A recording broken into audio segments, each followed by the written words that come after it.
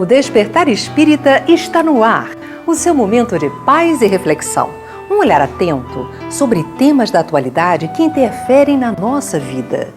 E um estudo dos conceitos fundamentais da doutrina espírita.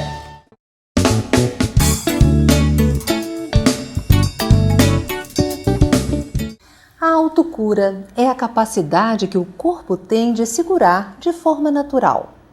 Segundo Hipócrates, pai da medicina, existe uma força curativa dentro de nós, chamada physis. A homeopatia e a naturopatia chamam de energia vital, e os hindus chamam de prana. Na terminologia espírita, essa energia cósmica é o fluido vital. O equilíbrio do corpo e da mente, a harmonia e a paz de espírito, o bem-estar e a alegria de viver são características do homem de bem, que utiliza seus recursos naturais para manter-se saudável e equilibrado. Segundo o espírito Joana de Ângeles, pelo médium Divaldo Pereira Franco, não basta não termos doenças. Precisamos promover a saúde integral, que passa por todos os níveis que compõem o nosso ser. Como é possível dar-se a autocura? Todos estamos em condições de realizá-la? Para conversar conosco sobre este tema está aqui o Dr. Luiz Sérgio. Ele é médico psiquiatra, escritor e expositor espírita. Dr. Luiz Sérgio, bem-vindo ao nosso programa. Olá. É possível dar-se a autocura? É possível, sim.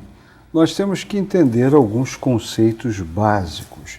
Primeiro, antes de falar de cura, se você me permite, eu gostaria de falar de saúde. Muito bom, vamos lá. Então, a saúde nós podemos entendê-la, pelo menos com os recursos da doutrina espírita, nós entenderíamos a saúde como um conceito de saúde integral. Tá? A própria Organização Mundial da Saúde, ela já define esse conceito como sendo bem-estar bio, psico, sócio e espiritual do ser humano. Então, entenda aí já na própria Organização Mundial de Saúde uma visão de globalidade do ser.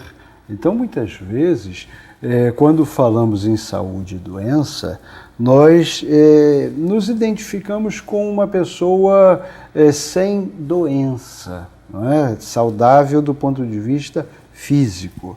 Mas muitas vezes uma pessoa está rígida, saudável do ponto de vista físico e está deprimida, prestes a se matar, por exemplo, não é? Ou às vezes a pessoa está bem psiquicamente e fisicamente não está bem, com os seus relacionamentos não está bem, com o ambiente que o cerca não está bem. Então, o conceito de saúde, portanto, o de tratamento e de cura, ele é multifatorial. Então, a gente tem que olhar todos esses ângulos. Então, todos nós temos condição de trabalharmos esses fatores múltiplos que nos conduzem a um equilíbrio, a uma harmonia? Desde que tenhamos, primeiro, consciência disso, que somos seres globais, somos seres holísticos, que somos seres que temos diversas dimensões. Então, esse conceito de multifatoriedade é importantíssimo, porque às vezes nós cuidamos da nossa aparência, e temos uma vaidade enorme, não é mesmo?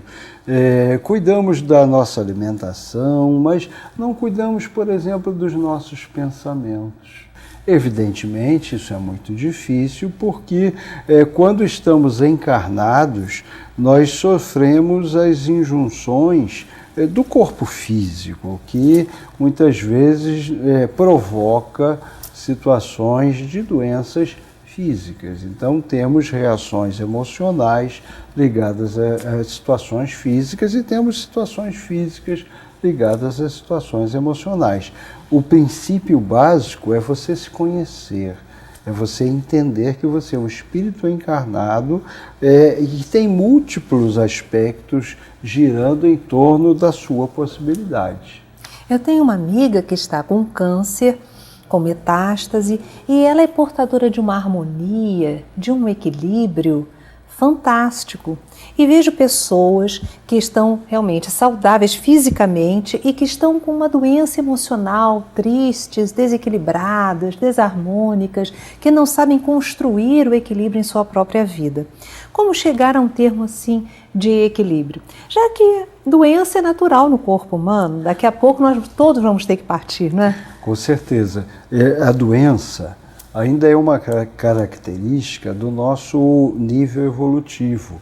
Enquanto estamos no mundo de expiação e provas, o nosso veículo carnal ainda traz imperfeições e serve como escoadouro das nossas mazelas do perispírito. Então, é necessário ainda a doença física, mas como você colocou, muitas vezes a pessoa está com um câncer, ela está colocando para fora, está, entre aspas, queimando certas situações e espiritualmente está bem, porque tem a compreensão, a intuição de que este é o processo, ela está drenando doenças profundas no nível energético que estão sendo colocadas no nível físico. Então, pelo que o senhor está me dizendo, vê se eu estou deduzindo corretamente. Em realidade, o processo de autocura já é um processo, né? Então é um processo. A autocura é um gerenciamento deste processo de saúde integral, que deve levar, então, em consideração a questão do corpo físico, e a pessoa precisa buscar um especialista, um médico naquela área, mas também ela não pode desconsiderar que é um espírito, que tem um perispírito, não é? E que tem uma série de outras atitudes que ela precisa tomar para conquistar essa saúde. Com certeza. Veja bem, isso que você chama de autocura passa necessariamente pelo processo de consciência, de perceber-se indivíduo encarnado num processo evolutivo. O que não quer dizer que, como você colocou no início do programa, o próprio corpo físico tem o fluido vital que tem uma tendência sempre para o reequilíbrio. Tá? Então, quando você tem uma doença, um corte, um trauma, há uma tendência natural do corpo se refazer. Essa energia vital, esse fluido cósmico, isso tudo leva a pessoa a esse processo.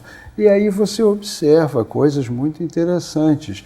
Pessoas que têm câncer, por exemplo, um câncer avançado, desenganados pelos médicos, de repente acontece alguma coisa no interior daquela pessoa que ela decide, olha, eu não vou morrer, eu vou continuar vivo. E milagrosamente a pessoa se cura. Tá? Também o oposto é verdadeiro, a pessoa está ótima hoje aqui, de repente ela bota na cabeça que vai morrer e em uma semana ela morre.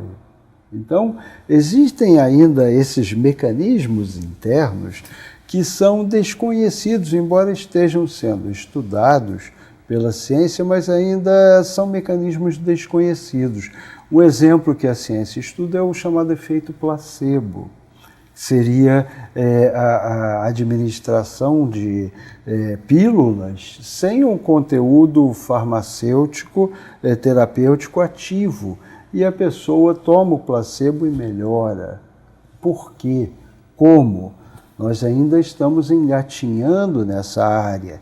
Existem pesquisas de neurociências. Hoje existe uma área da ciência que chama-se psiconeuroimunologia, que é uma ciência que estuda os efeitos do psiquismo sobre o nosso sistema imunológico e sobre o funcionamento da neuroquímica do nosso cérebro.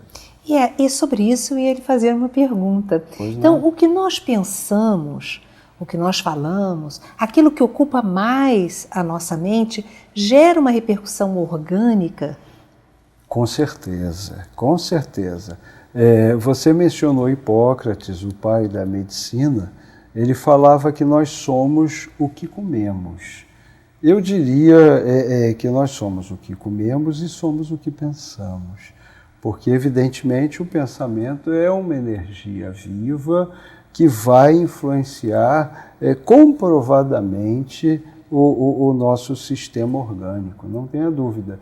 Existe uma pesquisa interessante de uma doutora, se não me engano, nos Estados Unidos, que ela reuniu um grupo de estudantes e fez uma medida das suas células de defesa, dos seus linfócitos.